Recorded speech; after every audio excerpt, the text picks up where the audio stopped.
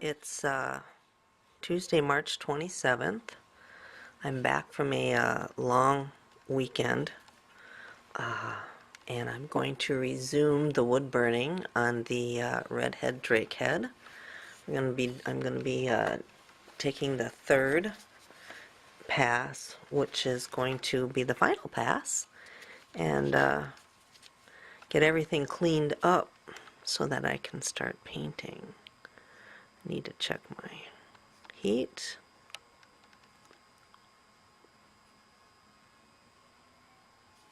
Looks good for now.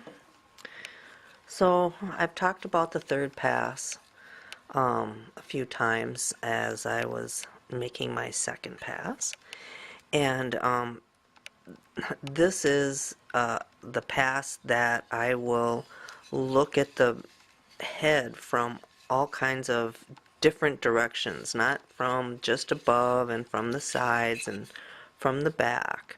If you look at your carving upside down, you can see apparent grain lines.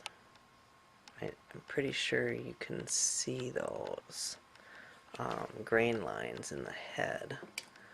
So by identifying where they are when it's upside down, I'll be able to hunt them down and get rid of them, and it'll make that grain line blend in with everything else.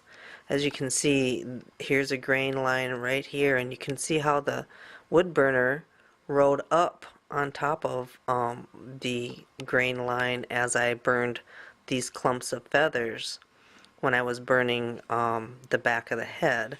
And the same thing has happened, and you can see just the slight color difference going on right here and right here and right here and right here, and this grain is going across the head like this. And so by identifying where that grain is, I can go in and clean up some of that these areas that are obvious, and hopefully diminish the grain line itself so that it won't show in the end. Now, as I said before, let me turn this up just a little bit.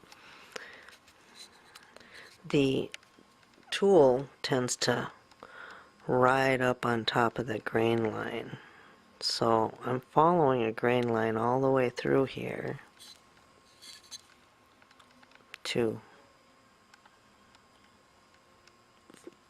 make sure I've pulled everything through that can be pulled through, thus eliminating the grain line.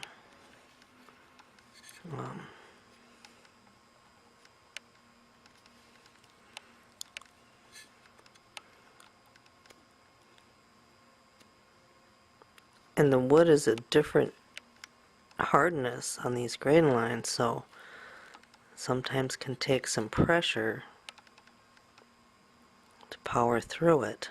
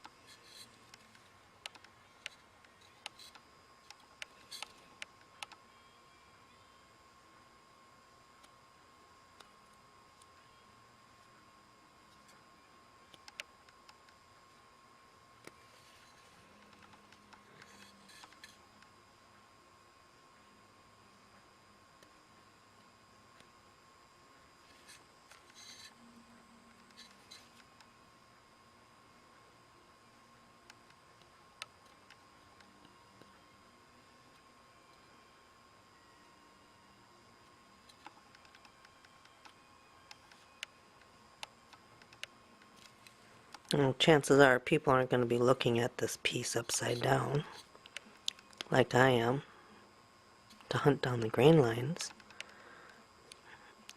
But if there's a way to expose them so that I can be a little more diligent in covering them up,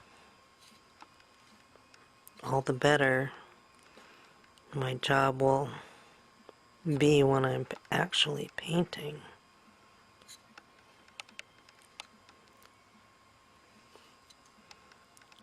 Just kind of going into those crevices where grain line is running through and making sure that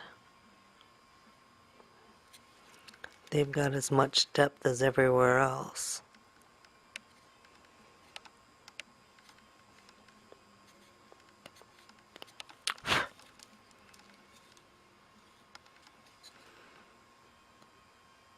So that's why I kind of rotate the bird after I pull it away.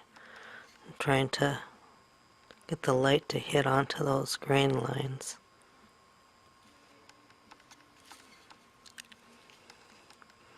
Move over here.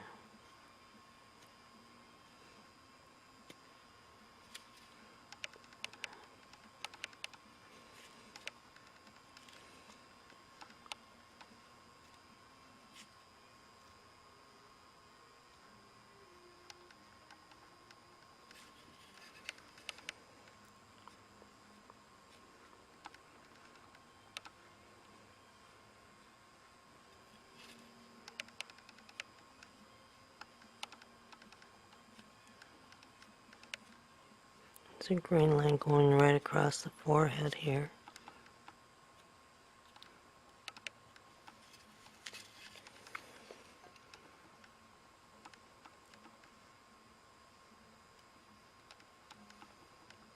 So if I go after these grain lines, and when I'm doing so, I'm actually adding a split and a twist as I go. These are like mandatory splits I'm going to need just to ditch the grain line. So I wait to add any extracurricular splits until after I've hunted down all my grain lines. That way I don't have too many splits on my bird. It can be distracting and unlifelike, particularly on the contour feathers of a duck. If there's too many splits.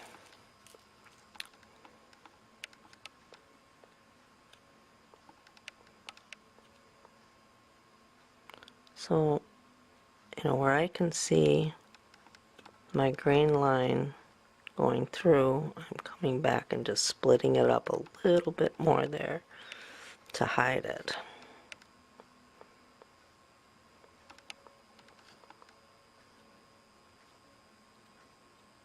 And use the tip when you're at the front of the head, especially where it's meeting up with the bill, to make smaller splits to get in there.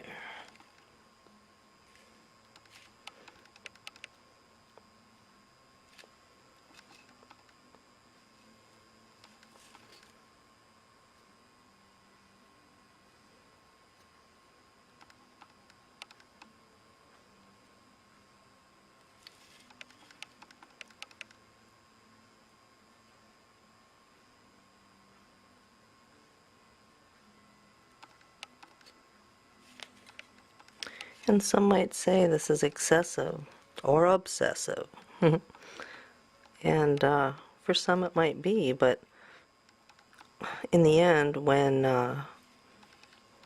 you see how the paint comes out on this, you'll see why I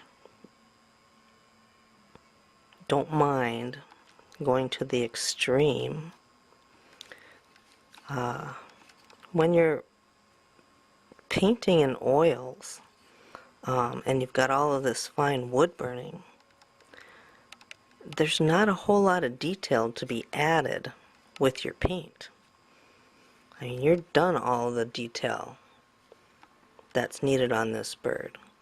Maybe shadowing can be done, or highlighting can be done, but when you're putting the right color in the right place, and you've got all of this detail, that's basically the only thing you have left to do. There is vermiculation that, of course, you can't carve in or burn in, so there is that. But all the hard work, when you burn this finely, is actually done before you start painting, and it's basically putting the right color into the right place, and shading and highlighting. Very little detail in the paint job, so it's not going to take, there's a trade-off. I could spend as many hours painting like I did on the old squaw drake, the long tail that I did for Wildfall Carving magazine, and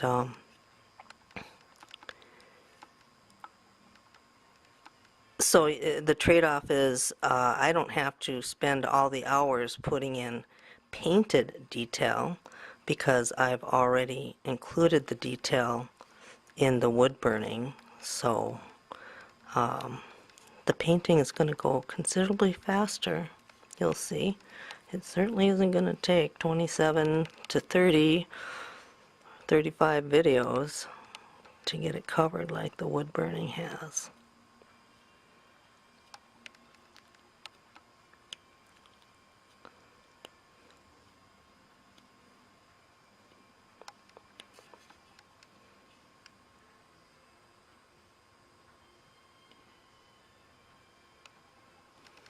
I noticed looking from behind,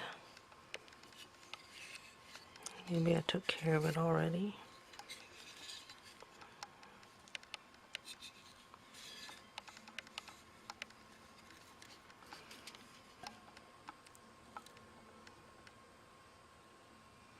And if you see something and you're working on another area, it's not a bad idea to quick go get it and come back to where you were working so you don't miss out entirely on it.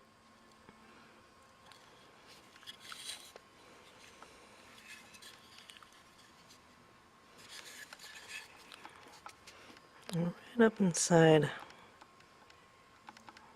that split, some of these splits need the depths taken care of. That's where the grain line is showing because it's lighter. Very possibly would show because it's probably bigger if I don't go in and break it up.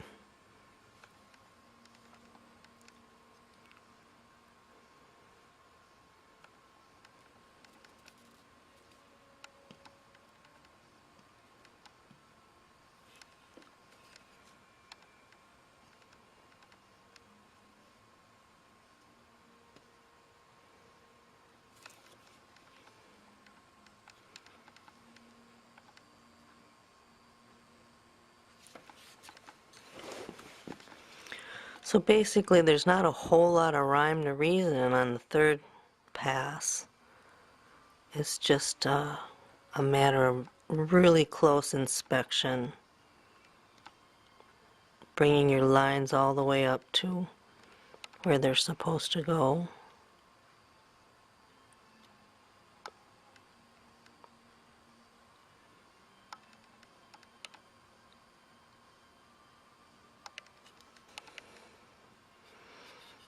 See, a little bit more could be done here. And that will also diminish a grain line.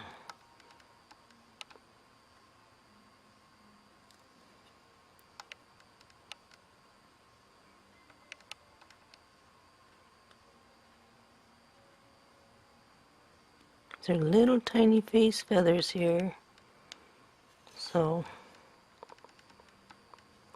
be sure and make them refined. I'm going to make this pattern available once I get it all painted up. So if you want to, you can try your hand.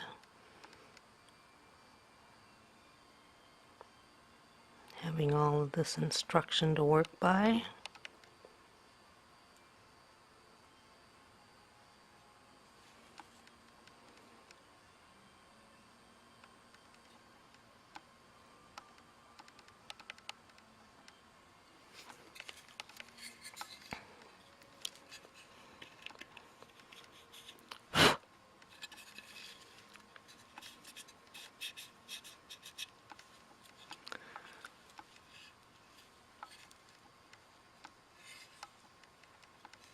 Alright, I'm going to move on to the breast. Oh, I see a little bit more right here.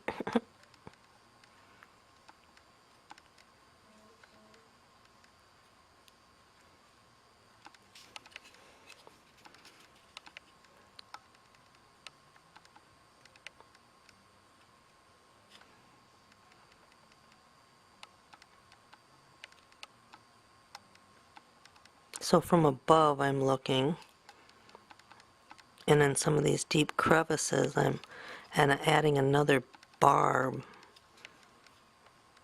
so that it's not a flat plane inside there, because the barbs really aren't that thick.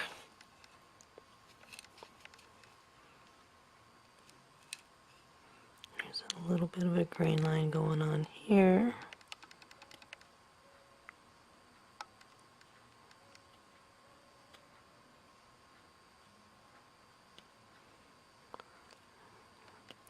It's really hard here. I'm having to push pretty hard. Anywhere I can lay my blade.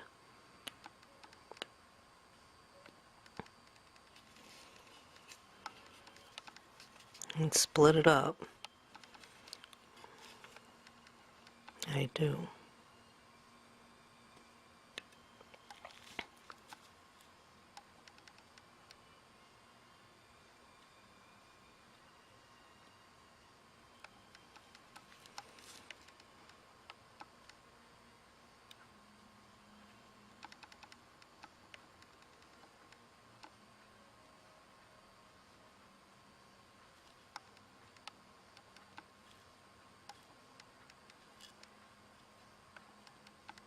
So basically you're actually kind of coaxing the grain lines into working for you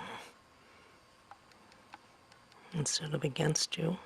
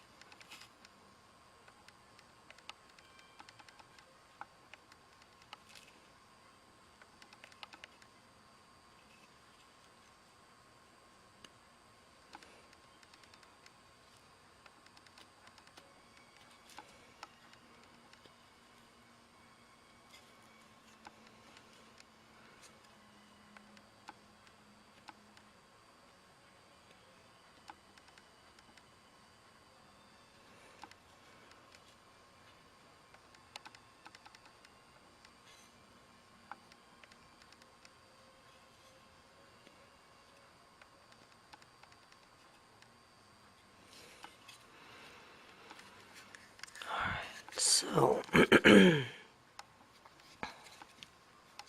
couple of places up here I can see the grain in.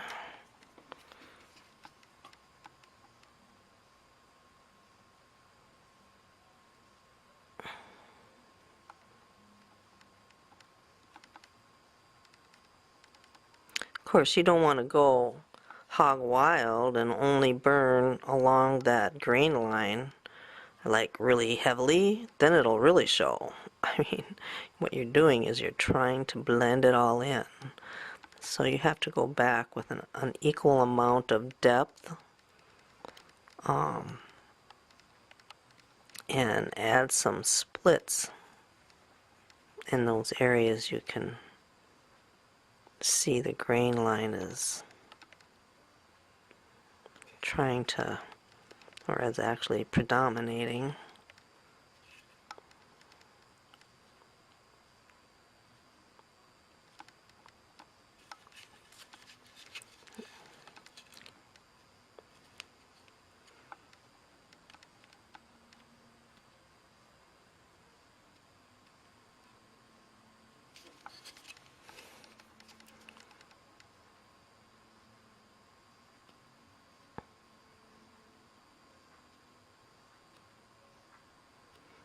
You know, if I didn't take care of this hard spot here and really put some splits in it to break it up, it would be shiny when I put the paint on, just because it's a hard spot.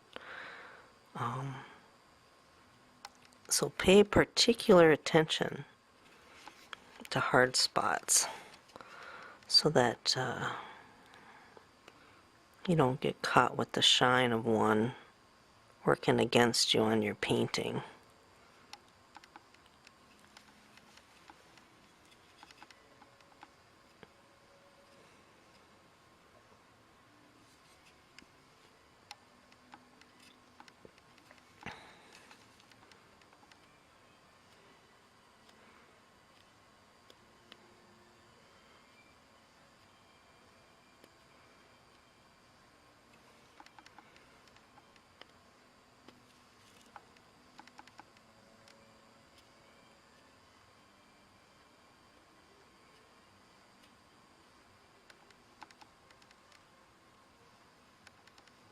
Just sticking your tip in and pulling along that grain line can really make a difference.